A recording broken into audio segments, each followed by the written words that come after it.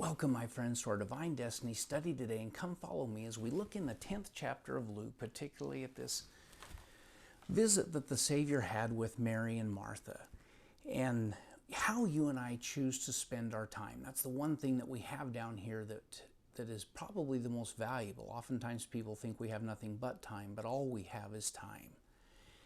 And it's a limited amount, and so our whole lives we try and figure out what's the best use of my time, what can I do to get things accomplished, and occasionally it's good to step back and look at perspective, and the Savior does that here with Mary and Martha in the 10th chapter of Luke, starting in about the 38th verse. So let's read the text and see what we find as the Savior offers his wisdom.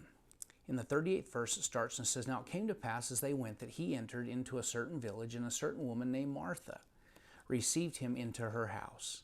And she had a sister called Mary, which also sat at Jesus' feet and heard his word. But Martha was cumbered about much serving, and came to him and said, Lord, dost thou not care that my sister hath left me to serve alone? Bid her therefore that she comes and helps me. And Jesus answered," I guess back up for just a minute. My friends, it's interesting to me that they both wanted to please the Savior. You understand that? Martha wanted to please the Savior. Mary wanted to please the Savior. One chose to sit at his feet while the other chose to serve. Sometimes we get caught up in what we're doing that sometimes we don't always see what's valuable and important.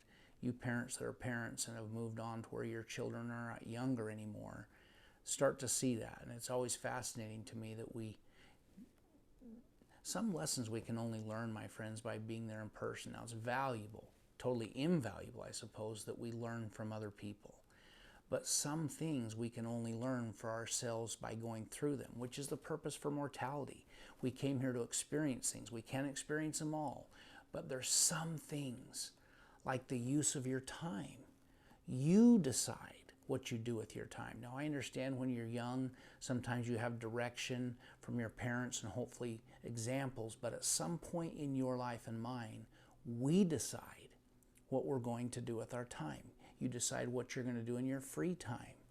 In fact, many people have said, I heard Elder Oaks say one time, show me what somebody does with their spare time and I'll show you who you are. That's not an idea original to him, but it's definitely a true principle. Mary sat at Jesus' feet and heard his word. Martha was cumbering away in the kitchen or whatever preparation she was doing to serve the Master as well. And the Savior said this, "And Jesus answered and said unto her, Martha, Martha, thou art careful and troubled about many things." That's an interesting response. Thou art careful and troubled about many things. Before we move to the next verse, that reminds me of something that Stephen R. Covey said in his book, Divine Center. He made an observation about where you and I spend our time. He says we have a circle of influence and we have a circle of concern. And he said most of us spend most of our life inside of our circle of concern. And he says usually our circle of concern is this big and our circle of influence is this big. And he says where we can affect most everything is right here in our circle of influence. But most of us step outside of that into this wider circle of concern that we have. And he says we have very little, if any, effect on that particular circle. He said where we want to spend our time is inside of our circle of influence. And my friends, in my experience, most of our circle of influence ends at the end of your nose and the end of your fingers and anything outside of you. You can love people and influence, but as far as it concerning you, what they do, it's what the Savior's trying to teach Martha here. And he says, but one thing is needful, and Mary hath chosen that good part, which shall not be taken away from her. My friends, the Savior wasn't going to dwell with him forever. And I know that oftentimes when we look at spiritual things, we think, I need to do that, I'm going to do that. It's always going to be there. I can always read my scriptures. I can always go to the temple. I can always... But my friends, what if we looked at it like this? You'll laugh because this is totally not possible. But if you said to yourself, well, I'll breathe tomorrow. I just don't have time to stop and breathe today. That's the dumbest statement you've ever heard, because you can't breathe tomorrow. Well, you will if you breathe today. But my friends, the things that are most valuable and most worth to you and I in our lives are just like that oxygen. We need the spiritual nourishment and the spiritual direction of sitting at the Savior's feet every single day. We may not be able to physically do it like Martha or Mary is doing it, or can we? My friends, the minute that you open your scriptures, you can be sitting at the feet of your Savior, whether that's in the New Testament, Old Testament, Doctrine and Covenants, or the Book of Mormon.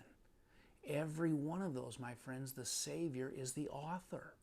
Now, it comes through prophets, but He's the one that's doing the teaching. So if you and I really want to have Him in our lives, doesn't it make sense that we would sit at His feet like Mary is doing? My friends, cleanliness is next to godliness, and it's clearly important. But my friends, you can clean anytime. And that hurts to say, because I love things to be clean. But I'll tell you what, my friends, your children will only be children once.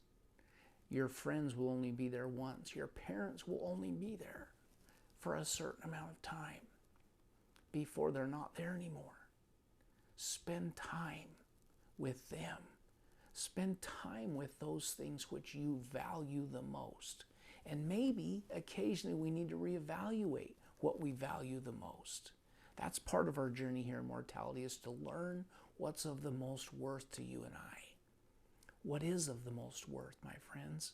Well, for sure it's our testimony of the Savior. Because as we tie ourselves and yoke ourselves to Him through the atonement of Jesus Christ, then and only then can we step out and begin to influence our friends, our families, our relatives, and become, my friends, who we came to this earth to become. So this day, my friends, as you and I look at this experience with Mary and Martha and the Savior, I hope that we don't judge Martha or Mary. We are both at some times in our lives. I hope we use it to examine our opportunities in life to sit at the feet of the Savior, which we can do in such an amazing world, my friends. You have at your disposal with technology the ability to hear the words of the Savior almost at any moment, almost at any beck and call. But you can also look at other stuff or listen to other stuff. I'm not saying it's bad, but what feeds your soul?